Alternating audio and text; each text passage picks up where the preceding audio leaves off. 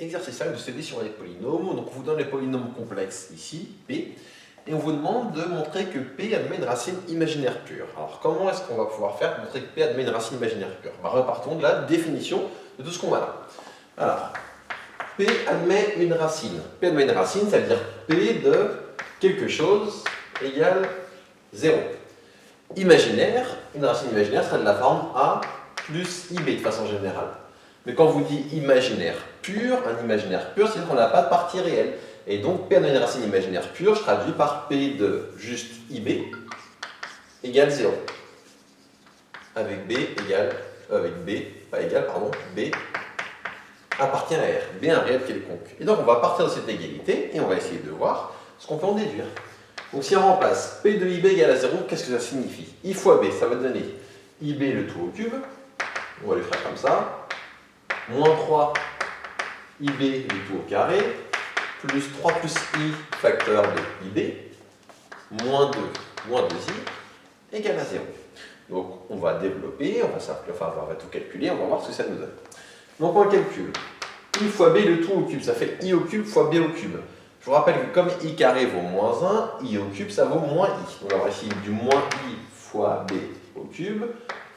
Moins, on va voir, donc moins 3 I carré. I carré ça va donner plus, donc on va voir ici, I carré ça va donner moins, et donc avec le moins qui est là ça va donner plus, c'est ça que vous allez dire.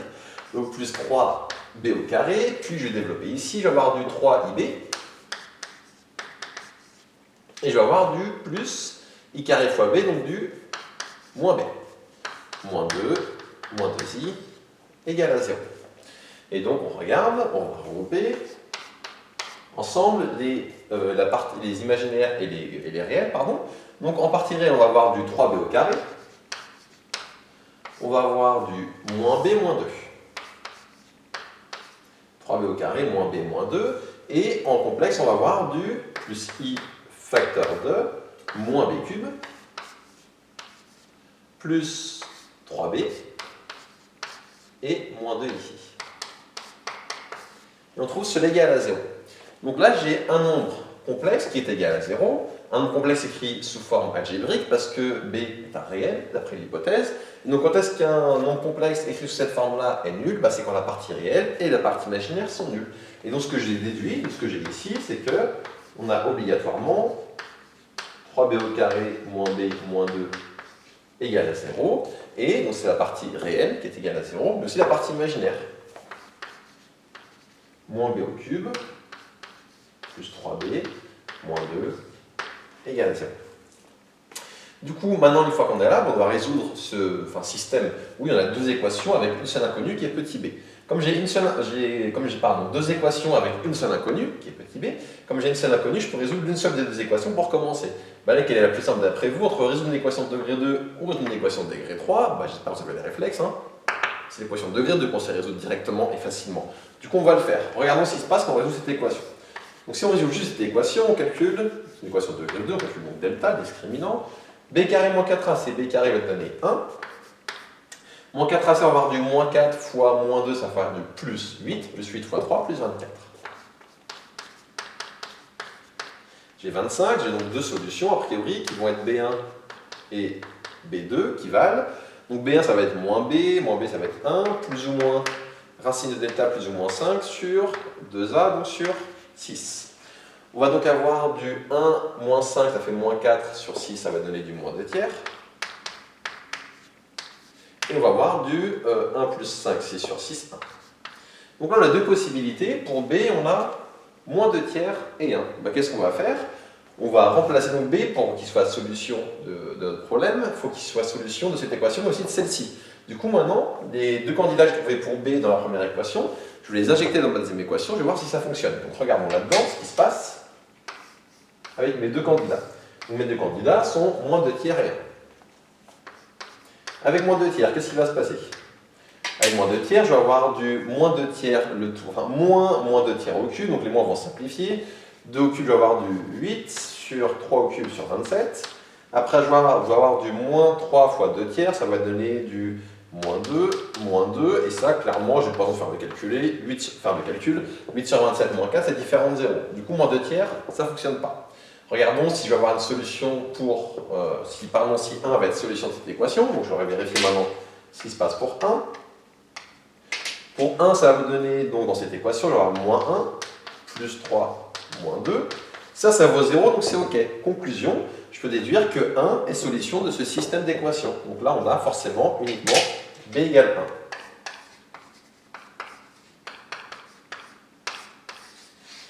Qu'est-ce qu'on déduit du fait que b égale 1? On a dit que p de ib est égal à 0. Comme b égale 1, c'est que la racine imaginaire qu'il y a ici, c'est i, tout simplement. C'est i fois 1, donc i. Donc là, je viens de montrer que i était une racine de ce polynôme p. Je vous laisse faire la suite. Je vous invite, si vous n'avez pas encore, si vous avez regardé ça sans avoir réussi à terminer l'exo, faites pause à partir de maintenant et essayez de voir à partir de ça, 1 fois i, donc i ici est racine de p, essayez d'en déduire la suite. Du coup, on reprend, on a montré que i était une racine de p, qu'est-ce qu'on peut en déduire? Je vous rappelle, quand vous trouvez qu'un nombre est racine d'un polynôme, vous pouvez factoriser par x moins seconde. Du coup, x moins i, ici, divise p. Petite remarque, dans l'exo précédent, ou dans un des exos précédents, on a vu qu'on avait un polynôme p à coefficient réel qui admettait une racine complexe. Champ conjugué était automatiquement également une racine de ce polynôme. Attention, là ça n'a pas marché, parce que comme p n'est pas coefficient réel, c'est pas parce que i est une racine que mon i va également l'être. Donc là je ne peux pas le faire, utiliser ce théorème et ce résultat. Donc là il faut que je fasse autrement, il faut que je fasse directement x moins i divise p. Mais est-ce que c'est gênant? Non, pas du tout, parce que regardons, à la base p il est degré 3. Comme j'ai trouvé une racine, quand je fais ma division par x moins i, je vais trouver un polynôme qui va être de degré 2. Et comme j'aurai un polynôme de degré 2 à la fin de mon résultat, forcément je vais savoir faire, c'est un polynôme de degré 2, on sait toujours le factoriser en calculant, je vous laisse le dire, en calculant le discriminant delta. Donc ce qu'on va faire ici, on va faire division euclidienne de p par x moins i, et après, ce qui va nous rester, on va calculer le delta, et on aura terminé l'exercice. Donc déjà, faisons la division euclidienne.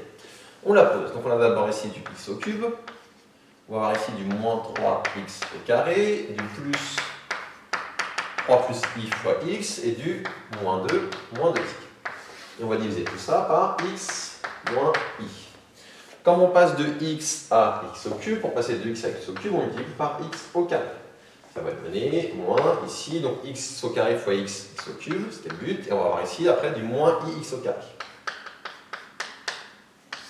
On fait le calcul, dx au cube se simplifie, et on va avoir ici, on va partir, on va avoir du moins 3. Moins et moins plus i, donc on a du moins 3 plus i, x au carré. Plus le reste, 3 plus i fois x, moins 2, moins 2i. Comme on passe maintenant de x à moins 3 plus x au carré, il faut multiplier par moins 3 plus i fois x. Donc on fait le calcul, moins 3 plus i fois x, ça fait moins 3 plus i fois x au carré. Et après on va avoir du i fois moins i, donc je commence par i fois moins i, ça fait moins i carré ça fait plus 1. Et moins 3 fois moins i, ça fait plus 3i. On fait la soustraction, quand on fait la soustraction, on observe que x au carré simplifie, c'était le but. On observe qu'on obtient en termes de x, 3, donc 3 moins 1, ça va donner 2, 2. Et i moins 3i, ça va donner du moins 2i. Donc on a 2 moins 2i fois x, et ici, moins 2 moins 2i.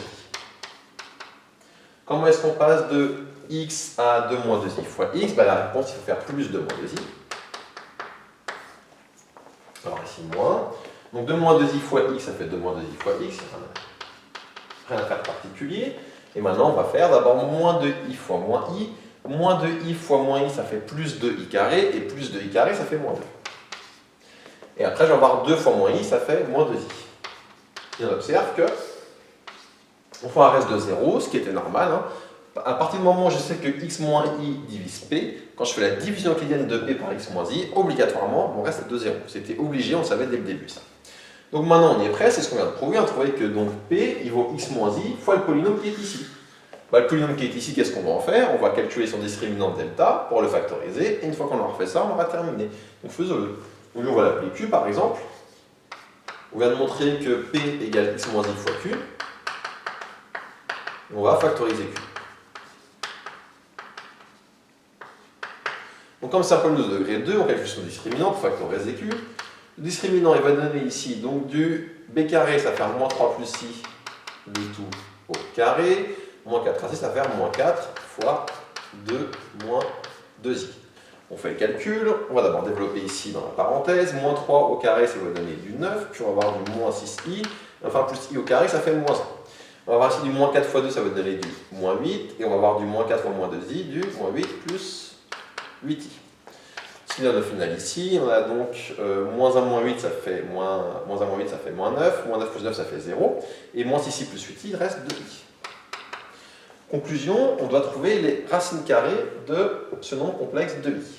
Bah pareil, je vous invite à faire pause, essayez de vous souvenir comment on fait maintenant, essayez de résoudre votre équation, résoudre votre équation, trouver les racines de ce polynôme de degré 2, qui est un coefficient complexe, et où j'ai trouvé un delta complexe. Donc pareil, je vous invite à faire pause dans votre vidéo, et à essayer de faire la suite par vous. On reprend là où on s'est arrêté du coup avant, on a trouvé que P s'écrit x moins i fois Q avec Q qui est ce polynôme de degré 2, on a calculé son delta qui vaut 2i, et donc pour pouvoir trouver ces racines, il faut calculer les racines carrées complexes de 2i. Deux façons pour faire ça, vous pouvez faire le système, donc si vous avez fait ça c'est très bien, et je vais vous faire essayer la méthode la plus rapide qui est de passer sous forme exponentielle. On ne peut pas toujours le faire pour le coup, passer sous forme exponentielle, mais dans ce cas-là, 2 fois i c'est facile de le passer sous forme exponentielle. Je vous rappelle comment on va faire ce genre de choses. Soit vous connaissez très bien, alors je vais vous mettre, si vous êtes très à l'aise, vous savez directement que i ça s'écrit exponentielle de i pi sur 2, et si vous n'êtes pas très à l'aise, je vais vous rappeler comment est-ce qu'on trouve ça. Pourquoi 2i vaut 2 exponentielle pi sur 2? Parce que quand vous placez sur le cercle trigonométrique, ou d'ailleurs votre nombre complexe de façon générale, votre nombre complexe i c'est celui-ci. Donc i il est là. Et ici ça correspond à quoi? Ça correspond à un angle de pi sur 2. Et donc ça correspond à exponentielle de i pi sur 2. Du coup, comme mon 2i vaut 2 exponentielle pi sur 2, je peux dire directement que les racines carrées de grand delta,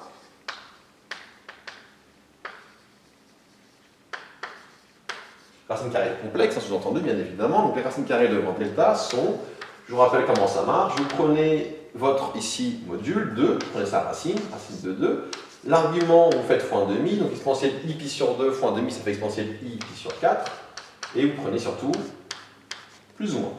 Donc plus ou moins racine de 2 exponentielle i pi sur 4. Maintenant ça ne va pas le laisser comme ça, pourquoi? Parce que nous après pour pouvoir calculer les racines de q, il va falloir qu'on utilise la formule avec de z1 et z2, avec ici, moins 3 plus i et 2 moins 2i et 1, c'est-à-dire un nombre complexe écrit sous forme algébrique. Là, lui, il est sous forme exponentielle, ou presque, avec plus ou moins. Donc ce qu'on va faire, c'est le mettre sous forme algébrique. Du coup, ça fait plus ou moins racine de 2, facteur de, exponentielle i pi sur quoi? Ça vaut combien? Ça vaut cosinus pi sur 4, c'est-à-dire racine de 2 sur 2, plus i sinus pi sur 4, c'est-à-dire racine de 2 sur 2. Ce qui va donc me donner ici, plus ou moins, racine de 2 fois racine de 2, ça fait 2, 2 sur 2, ça fait 1, plus i, racine de 2 fois racine de 2, ça fait 2, 2 sur 2, ça fait 1. Et donc on trouve que la racine complexe, les racines carrées complexes de 2i sont plus ou moins 1 plus i. Si c'est un peu rapide, n'hésitez pas à faire pause, à revenir en arrière, essayer de revoir tout ça. Je vous récapitule, qu'est-ce que j'ai dit? Donc le 2i, je l'ai mis sous forme exponentielle. Les racines carrées de nombre complexe sous forme exponentielle, c'est pour 2, enfin je prends le racine carrée du module, donc 2 ça devient racine de 2. L'argument, je lui fais 1,5, fait exponentielle i pi sur 4, et pour avoir mes deux racines carrées, je fais plus ou moins devant. Mais mon exponentielle i pi sur 4, comme pi sur 4 c'est un nombre de référence, on va dire ça comme ça, je peux facilement le remettre sous forme ici algébrique. Donc je l'écris, racine de 2 sur 2 plus i racine de 2 sur 2. Quand je développe, je trouve ce que j'ai ici. Vous auriez pu aussi faire le système, hein, c'était un peu plus long, mais c'était pas très compliqué. Si vous faisiez avec le système, ça marchait aussi, et vous trouviez bien évidemment la même chose, sauf si vous avez fait une faute de calcul. Bref, une fois qu'on en est là, qu'est-ce que je viens de trouver? C'est que donc les racines de q sont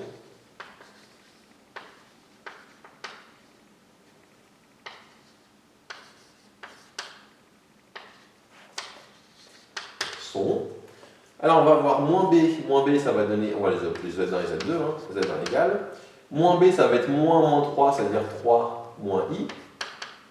Après on va prendre la première, si on veut, moins 1 moins i,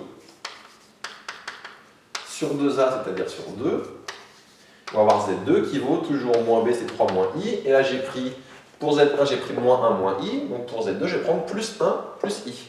Donc plus 1 plus i sur 2a, toujours sur 2.